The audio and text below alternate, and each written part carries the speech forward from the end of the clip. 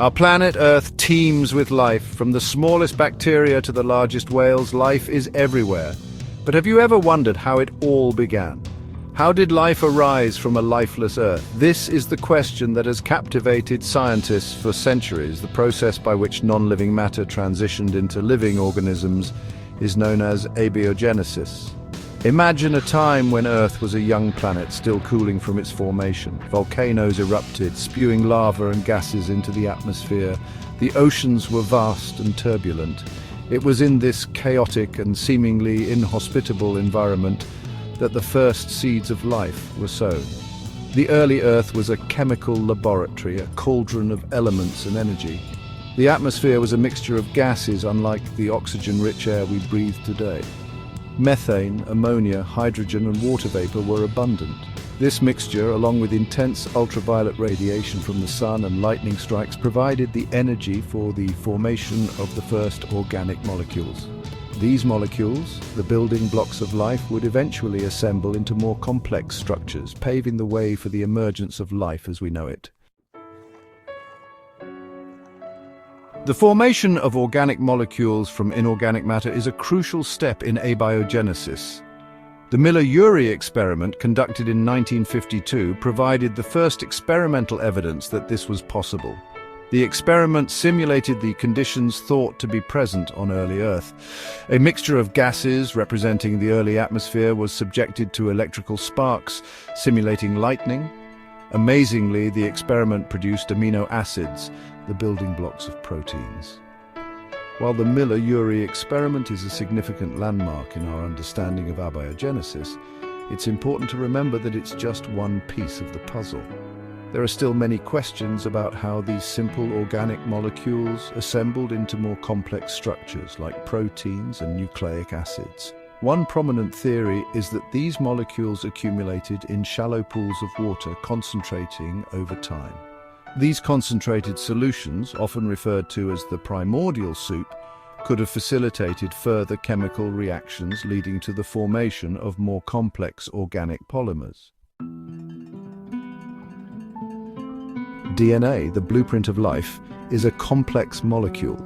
It requires proteins to replicate and function, but proteins themselves are coded for by DNA.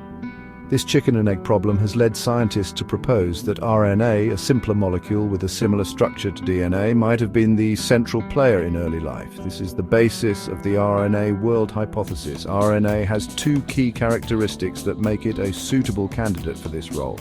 First, RNA can store genetic information just like DNA. Second, RNA can act as an enzyme, catalyzing chemical reactions, including its own replication.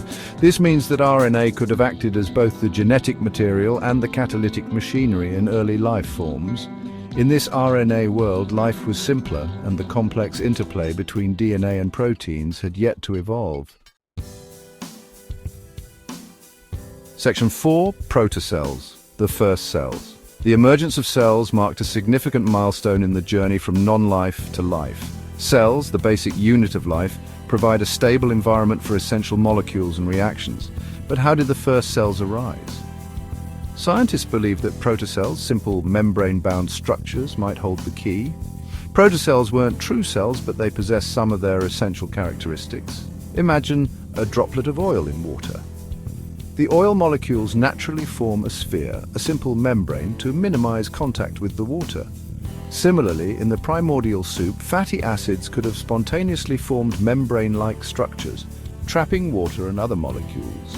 Inside these structures, protocells provided a separate environment from the external world, allowing for the concentration of molecules and the evolution of more complex internal chemistry.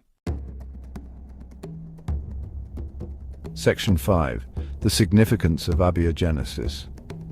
Abiogenesis is not just a story about our past, it's a field of study with profound implications for the future.